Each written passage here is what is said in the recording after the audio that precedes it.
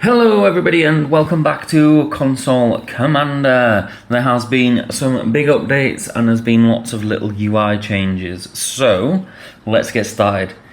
First of all, the galaxy map. We actually have a proper looking galaxy now instead of just circular spirals. So you've got the centerpiece there. I forget the name of it. I'll put it on screen. And then you've got the spirals that come out from that. And then what you'll notice as well is there's now stars in between the spirals like in a proper galaxy.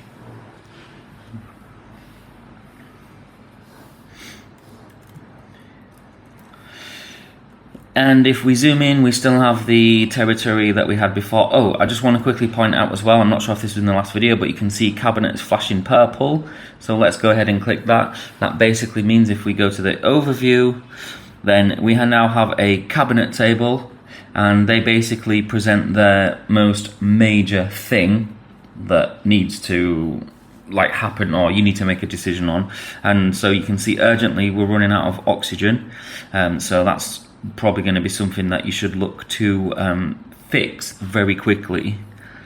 Okay, let's go back to this screen. So that's just part of the new cabinet look, and then you'll see at the bottom as well. So currently we have the star types button selected. I obviously need to sort that out as well. And then that basically shows, you see these yellow stars is basically the star type, okay? But watch what happens when we click on iron. Now you'll see, I don't know why it's not done it on that one. I need to look at that one as well. But you'll see this has gone green. Now that means, if you look here, there's an excellent source of iron. Okay, so then you can just flick through all of these different ones, and then whatever's in the system, you can see, look, silicon there. There's a rich deposit of silicon. Let's go through them. There's a moderate supply there of titanium. So you can basically look at this and then decide where you want to do the mines. Oh, there we go, look. So iron was moderate. I thought that was still a star type. Anyway, yeah, so you can go through all of these and you can find out where the nearest one is. See, hydrogen there is like a trace amount.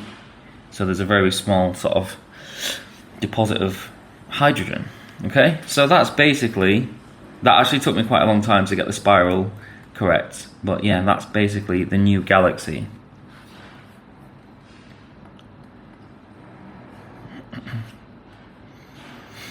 There was a small update on the fleet panel as well. Just basically, this line here was telling you about the personalities of the people, but now you've got actual proper information that matters.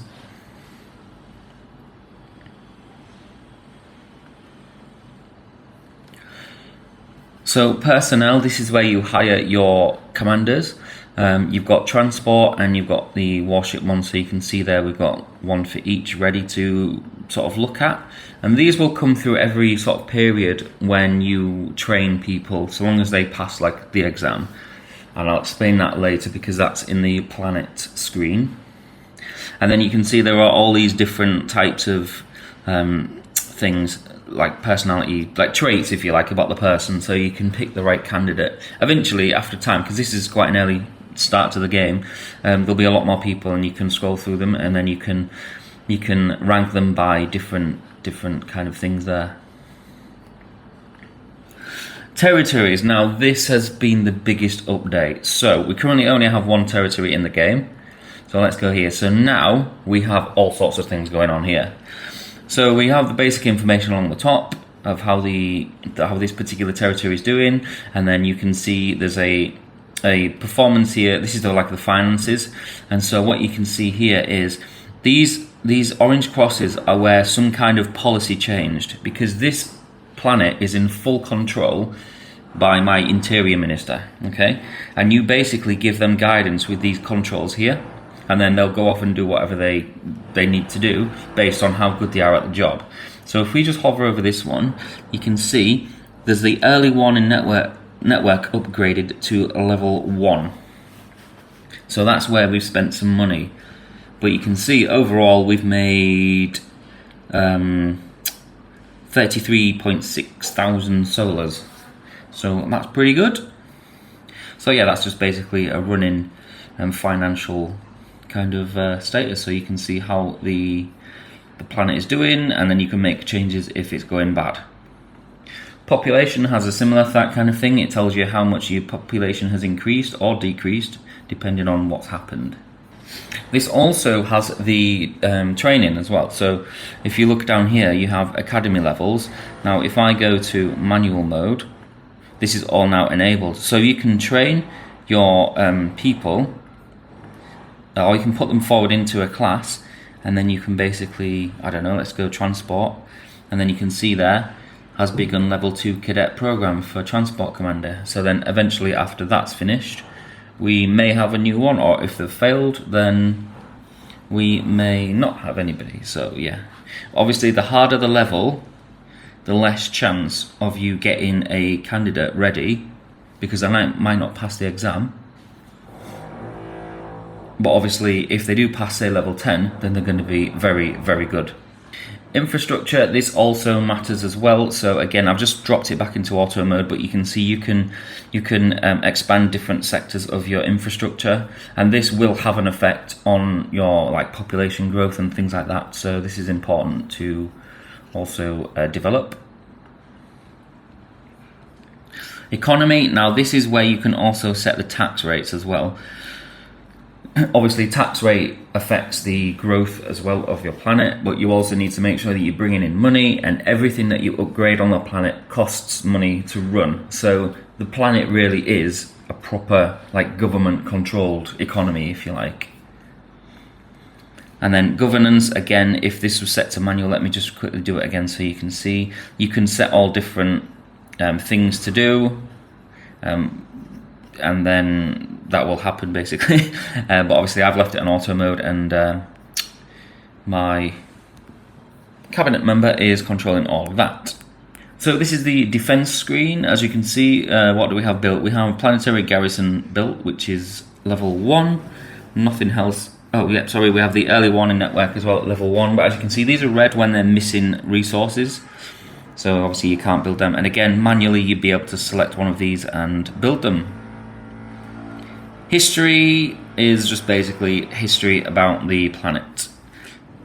So you can read about the history of the planet there. Every system will have its own story, and I'm still sort of developing that as we go. The shipbuilder has had a little upgrade. So what we have here is we have the starter templates, so you can build. So you can start the game basically, and then you can create your own as well. This is one that I've done, my transport god. And then you basically build the ship here. What you'll also notice as well, if you drop down here, you have different levels. This is part of a research system, which is not in the game yet, but you can basically research more stuff. This shouldn't be, all these stats shouldn't be available now, so I need to fix that. But yeah, and then you basically can improve the efficiency of the ships, which will matter later on in the game. And then down the right hand side here, you've got all the stats of the completed template that you've built so far, and then it also tells you what is required to build one of these ships. So that's basically a new little update. Fleet transfer is basically where you can transfer fleets, which I think I've covered in a previous video, so that basically hasn't changed. Same with the facilities as well, we've not added any new facilities, that is as it was. So I briefly touched on the cabinet earlier, and yeah, so this is like an overview of the most important thing that each minister is telling you that something needs to happen, or if everything's okay, like all these green ones, then you're fine. Then you can obviously go through the different cabinet members, and they will give you more detailed things, and you can give them controls as well, and they will manage their sort of job as you sort of tell them. And still we don't, oh sorry, let me just talk about domestic affairs. This is where you set your tax system. So you can see here we have on and off. If it's off, then you do it, then you control it yourself, which is where you build things. And if it's on, then what will happen here is your minister will take 50% of the overall amount of money brought in by all of your different planets, and then she will use that, which is currently 21,000, yeah, she will use that to upgrade where she sees fit. And there's lots of different reasons why she will decide to do one thing over another. So for example, if something is weak, then that's probably going to need an upgrade. But if your planet is near an enemy territory, then a planet that's well within your territory is going to have less of a priority, because that planet, then she will probably try to build up the defense to make sure that the planet can sustain an attack. So we've got all that kind of mechanics, kind of that placeholder level at the moment, but it's there ready for when we get to that kind of part of the game. And then you can basically allocate different amounts of this to different planets. So you can see it's set to auto, so she will just sort of do it herself. But if you used to do manual, let's say you had another planet here, you could set that to 20%. This one could be 80%, so you can allocate more funds to that planet. Yeah, so she has some pretty good control over the finances there. And then research, foreign affairs, and intelligence. There is nothing yet there, which is basically reflects here. Research, diplomacy, intelligence, nothing there. So on the logistics, I'm pretty sure this hasn't changed much, apart from we now have a lot more resources. And as you can see in this current playthrough, we have lots of surveyed sites, but we need to get these going as well. So we currently need to build there. I'm just wondering if we've got... There we go, so we can build a mine here. Also, what you'll notice as well, distant, we can now filter by distance. So these two here are in the sort of local network, so your starting planet, your starting system basically, and then it tells you how far these other ones are. So you can go, obviously, you're going to rather want to go to the rich system than the trace system. It's a little bit further, but you know, it's cool. It doesn't really matter, so you probably want to build in that one really. But we've got one in the local network, so we can just build a mine. And that will change, and we'll send a ship to build, and so on. So I'll go ahead and do this later, but yeah, we just need to build bastions, or we can actually... This could be a thing that I need to upgrade, but if you go here, it would tell you here if we can build an actual planet. I might try and build a better system to detect Terran planets within sort of these kind of things, so you don't need to build a bastion, because you'd be more beneficial building a planet, because then you have more income, more people to work with, you know, and more chances of getting like new fleet commanders and things like that. Products is exactly the same as it was as well. There's no new products there. That's pretty much all the same. And facilities, again, it's the same. You can just flick through all your different facilities, and then you can open them as well.